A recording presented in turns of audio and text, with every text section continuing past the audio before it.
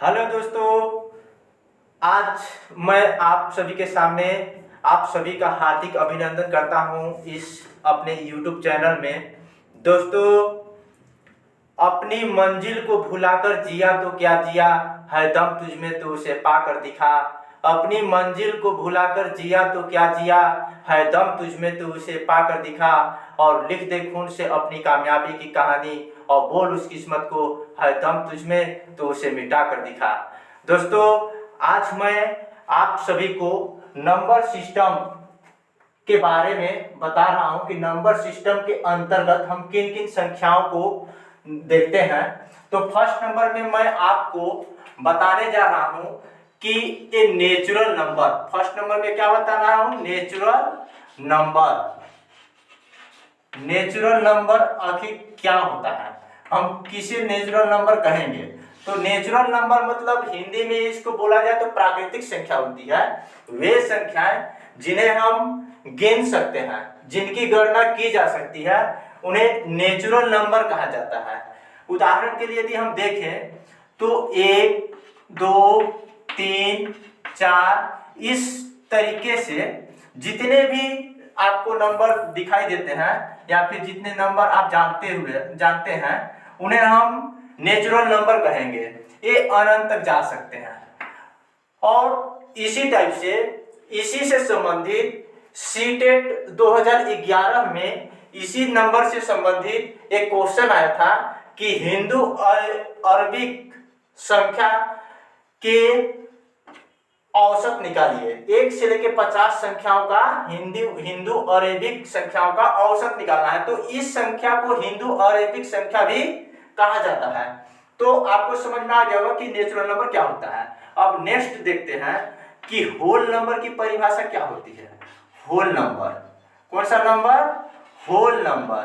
Whole number मतलब हिंदी में इसको बोला जाता है पूर्ण संख्या। कौन सी संख्या? पूर्ण संख्या। पूर्ण संख्या वे संख्याएं जो नेचुरल नंबर में यदि शून्य को सम्मिलित कर दिया जाए तो उसे हम पूर्ण संख्या कहेंगे। मतलब इस संख्या की स्टार्टिंग जो होती है वो 0 से होती है। कहां से होती है? 0 से होती है। तो इस तरीके से इस प्रकार के नंबर को हम पूर्ण संख्या या फिर होल नंबर कहते हैं। इसे यदि हम बोले कि किस अक्षर द्वारा प्रदर्शित किया जाता है तो इसे W से प्रदर्शित किया जाता है। ठीक है, आपको समझ में आ रहा होगा। यदि नहीं आता है तो आप कमेंट बॉक्स में बता सकते हैं। और अगला हम देखते हैं, अगला जो होता है ऑड नंबर। कौन सा number? Odd number. Odd number मतलब इसको हिंदी में बोला जाता है विषम संख्याएं। कौन सी संख्याएं? विषम संख्याएं। वे संख्याएं जो 2 से विभाजित नहीं हो सकती है।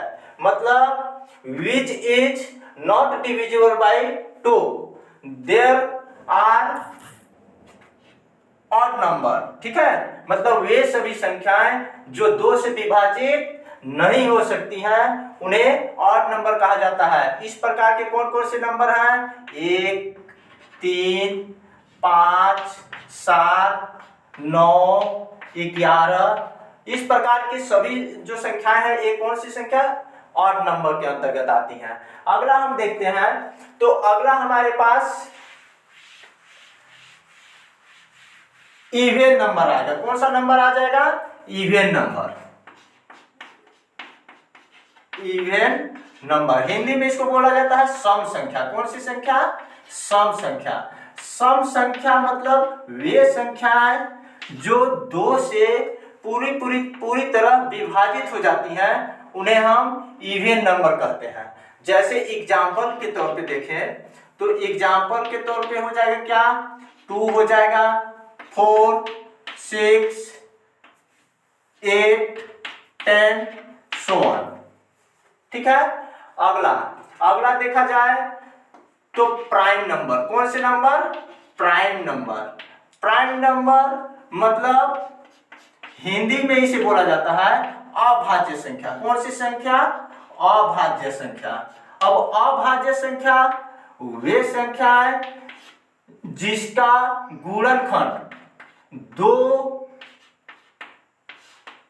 जिसका गुणनखंड 2 हो, ठीक है, जिसका गुणनखंड कितना हो, 2 हो, तो ऐसी संख्या अभाज्य संख्या कहलाती है। मतलब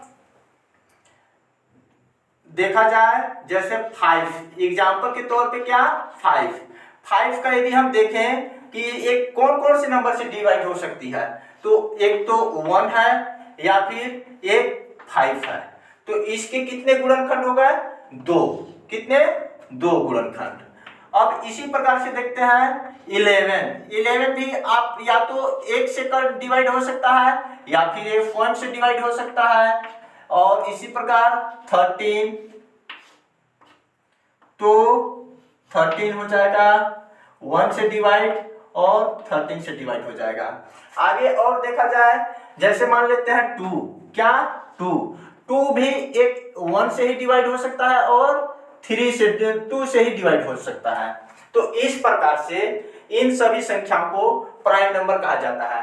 नेक्स्ट देखते हैं, इसी के अंतर्गत ये प्राइम नंबर से संबंधित दोस्तों इंपॉर्टेंट क्वेश्चन हर कंपटीशन एग्जाम में पूछा जाता है कि 2 कॉमन सी संख्या है, तो 2 जो होती है वो सबसे छोटी अभाज्य संख्या होती है। क्या होती है, अभाज्य संख्या होती है, या फिर भाज्य संख्या भी हो सकती है, दोनों होती है। 2 ही एक ऐसा नंबर है जो भाज्य भी होता है और अभाज्य भी होता है, ठीक है। अब आगे हम देखते हैं कंपोजिट नंबर। कौन सा नंबर, कंपोजिट नंबर।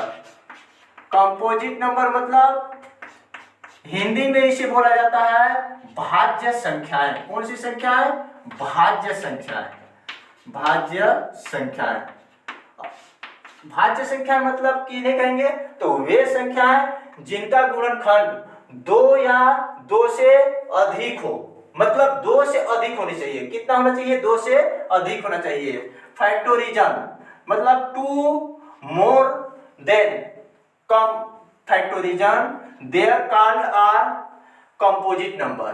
तो इस तरीके से एग्जाम्पल के तौर पे हम देखें तो 4 का यदि आप फैक्टोरिजन निकालेंगे तो क्या आ जाएगा, एक तो 0.4 आ जाएगा, दूसरा 1, अगला 2, ठीक है। तो इसके कितने गुणनखंड हो गए, 1 2 3, तो ये 4 जो है ये हमारा कंपोजिट नंबर के अंतर्गत आएगा। आगे देखेंगे 10 किससे कटेगा, 2 से कट सकता है, 5 से कट सकता है और 1 से कट सकता है, और किससे कटेगा, एक तो 100 में 10 से ही कट सकता है। तो इस तरीके से 2 से अधिक गुणनखंड जिनके होते हैं वो सभी संख्या हमारा भाज्य संख्या कहलाती है। तो मैं उम्मीद करता हूं कि मेरी तरह जो बताया गया वो सभी संख्याएं आपको समझ में आ गई होंगी। यदि नहीं आता है तो आप कमेंट बॉक्स में जरूर बताएं। Thank you.